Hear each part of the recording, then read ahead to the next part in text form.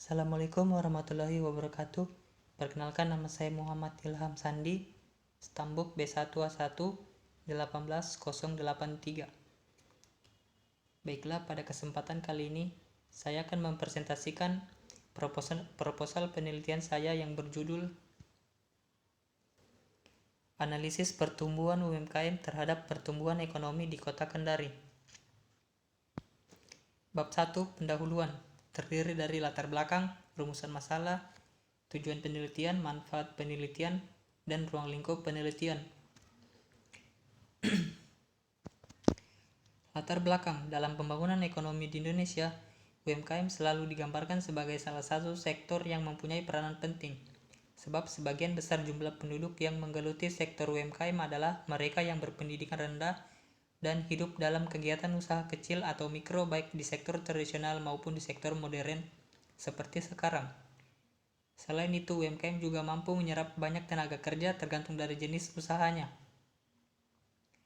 Peranan usaha kecil mikro tersebut menjadi bagian yang diutamakan dalam setiap perencanaan tahapan pembangunan yang dikelola oleh beberapa departemen di Indonesia.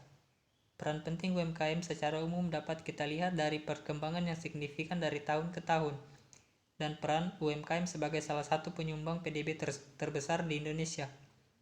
UMKM memiliki peran sangat dominan dalam pertumbuhan ekonomi Indonesia, sehingga pemberdayaan UMKM merupakan sesuatu yang sangat penting dalam upaya meningkatkan pertumbuhan perekonomian di Indonesia dan daerah.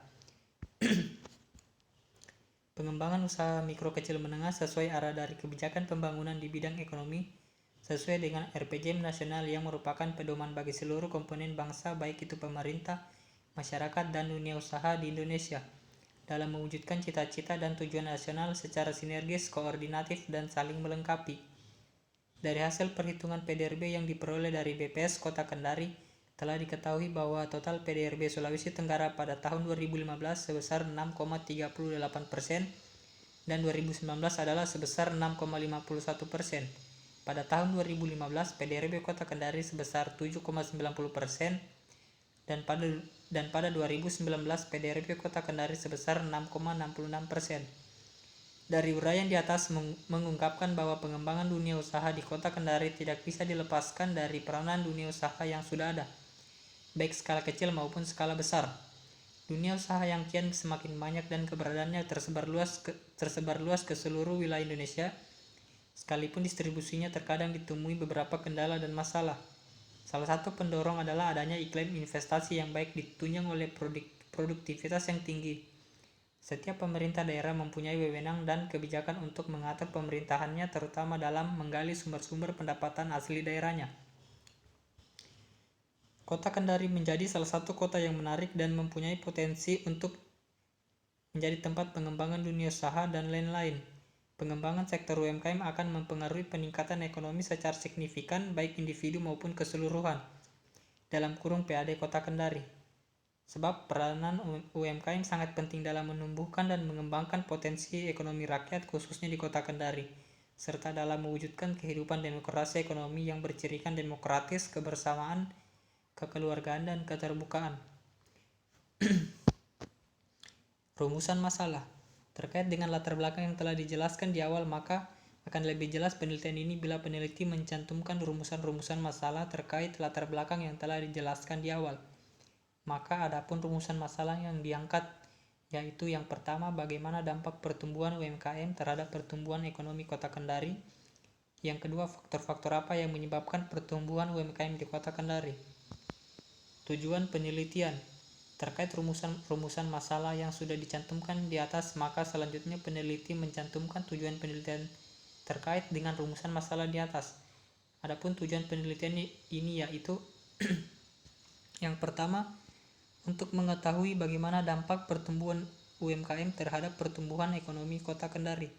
Yang kedua, untuk mengetahui faktor-faktor penyebab pertumbuhan UMKM di Kota Kendari. Manfaat penelitian. Setelah rumusan masalah dan tujuan penelitian disusun, selanjutnya peneliti menyusun manfaat penelitian dan mampu memberikan manfaat bagi orang lain. Adapun manfaat dari penelitian ini yaitu yang pertama, bagi penulis diharapkan mampu menambah wawasan serta pengembangan ilmu khusus terkait Dampak pertumbuhan UMKM terhadap pertumbuhan ekonomi Kota Kendari. Kedua, bagi akademik, penelitian ini diharapkan dapat menjadi bahan referensi bagi semua pihak yang tertarik untuk melakukan penelitian dengan topik yang sama. Ruang lingkup penelitian. Penelitian ini mempunyai ruang lingkup yang berfokus pada pelaku usaha UMKM Kota Kendari dalam memberikan pengaruh terhadap pertumbuhan ekonomi Kota Kendari. Penelitian ini menggunakan sampel dari para pelaku usaha UMKM Kota Kendari karena dengan menggunakan sampel tersebut agar memudahkan peneliti dalam penelitian serta peneliti dapat memastikan apakah UMKM memberikan pengaruh dalam pertumbuhan ekonomi Kota Kendari. Bab 2. Tinjauan pustaka. Terdiri dari kajian teori dan penelitian terdahulu. Kajian teori. Yang pertama, UMKM. Pengertian UMKM. Pengertian UMKM sendiri merupakan hal yang baru dalam kegiatan atau aktivitas perniagaan. UMKM ini bergerak dalam hal perdagangan di mana dalam hal ini menyangkut pada aktivitas atau kegiatan berwirausaha. UMKM merupakan suatu usaha perdagangan yang dikelola oleh perorangan atau juga badan usaha yang dalam hal ini termasuk juga sebagai kriteria usaha dalam lingkup kecil atau juga mikro. Peraturan mengenai UMKM sudah dibahas di dalam Undang-Undang Nomor 20 Tahun 2008. Kedua, kriteria UMKM. Sebuah usaha disebut sebagai usaha UMKM itu apabila memenuhi beberapa kriteria tertentu. Di dalam penetapan kriteria tersebut penting untuk bisa menentukan jenis yang akan dikelola badan usaha supaya mendapatkan izin usaha. Di bawah ini merupakan macam-macam jenis UMKM.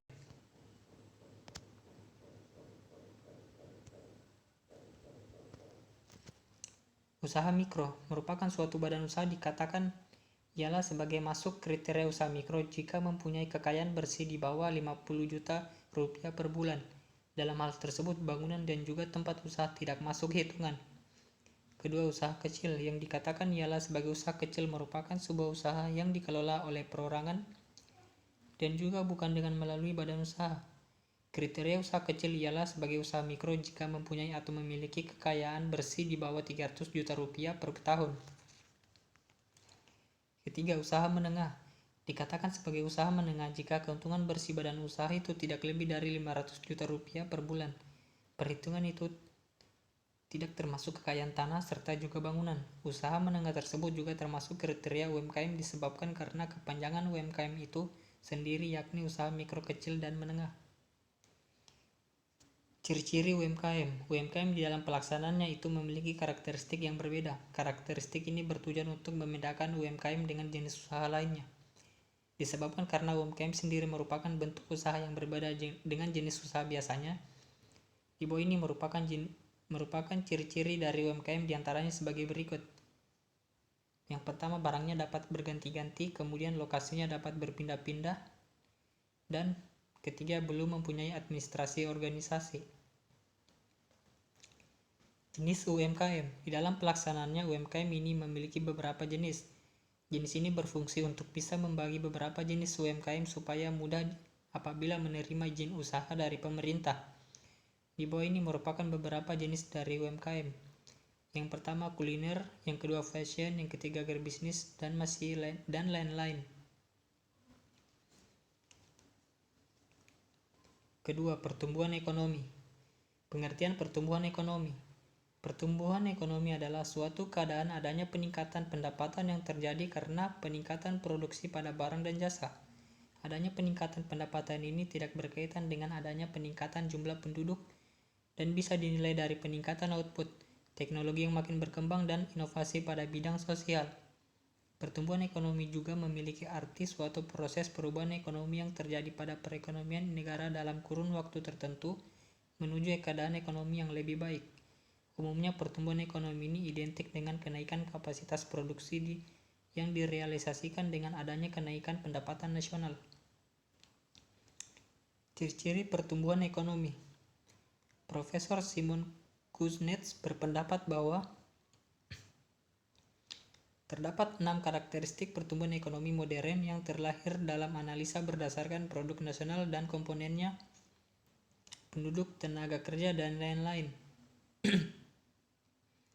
Keenam ciri-ciri tersebut adalah: pertama, adanya laju pertumbuhan penduduk dan produk per kapita yang sangat cepat. Kedua, perkembangan produktivitas masyarakat. Ketiga, pertumbuhan tingkat struktural yang melesat. Keempat, tingkat urbanisasi yang tinggi. Kelima, adanya ekspansi pada negara maju. Keenam, terjadi arus barang, modal, dan manusia di berbagai negara. Faktor-faktor pertumbuhan ekonomi. Jika sebelumnya kita sudah memahami pengertian pertumbuhan ekonomi lengkap dengan ciri-cirinya, maka saat ini kita harus mengetahui apa saja faktor yang mampu mempengaruhinya. Setidaknya terdapat 5 faktor pertumbuhan ekonomi yang mampu mempengaruhi suatu bisnis. Faktor-faktor tersebut adalah yang pertama, sumber daya manusia. Kedua, sumber daya alam. Ketiga, kemajuan iptek. Keempat, tingkat ikhlas. Dan kelima, tingkat suku bunga. Pengukuran pertumbuhan ekonomi. Pada dasarnya, pertumbuhan ekonomi akan dinilai menggunakan perbandingan pada komponen yang mampu mewakili keadaan ekonomi suatu negara terhadap periode atau tahun sebelumnya. Terdapat 2 komponen yang bisa dimanfaatkan untuk menilai atau mengukur pertumbuhan ekonomi pada suatu negara, yaitu pertama, produk nasional bruto, dan yang kedua, produk domestik bruto.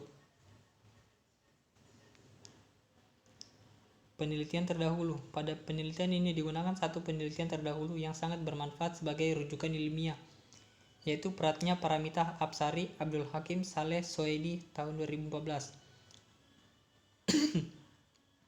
Penelitian terdahulu yang dilakukan oleh Pratnya Paramita Apsari, Abdul Hakim, dan Saleh Soedi pada tahun 2014 dengan mengambil judul Pengaruh Pertumbuhan Usaha Kecil Menengah terhadap Pertumbuhan Ekonomi Daerah, Studi di Pemerintah Kota Batu. Permasalahan yang dibahas pada penelitian ini adalah apakah ada pengaruh pertumbuhan UKM terhadap pertumbuhan ekonomi Kota Batu periode 2007 sampai 2012. Populasi yang digunakan dalam penelitian ini adalah jumlah UKM di Kota Batu. Penelitian ini menggunakan teknik purpose sampling dan jenis data yang diambil dalam penelitian ini adalah data sekunder. Metode penelitian yang digunakan adalah menggunakan metode eksplorator, yaitu desain sampel sederhana. Bab 3. Metode penelitian. Terdiri dari lokasi dan objek penelitian, populasi dan sampel, jenis dan sumber data, dan metode pengumpulan data. Lokasi dan objek penelitian. Yang pertama, lokasi. Lokasi penelitian ini dilakukan di Kota Kendari, Provinsi Sulawesi Tenggara. Objek penelitian. Adapun yang menjadi objek dari penelitian ini yaitu UMKM di Kota Kendari. Populasi dan sampel. Populasi penelitian ini adalah seluruh UMKM di Kota Kendari berdasarkan data dari BPS tahun 2016. Sampel penelitian ini adalah sebagian UMKM yang diambil dari seluruh kecamatan di Kota Kendari dan sampel UMKM yang diambil bersifat homogen atau mewakili UMKM di setiap kecamatan. Jenis dan sumber data. Yang pertama, jenis data. Adapun jenis data yang digunakan dalam penelitian ini yaitu data kualitatif, di mana dalam penelitian ini berupa latar belakang UMKM, jenis UMKM, dan data-data lain mengenai UMKM. Kedua, sumber data.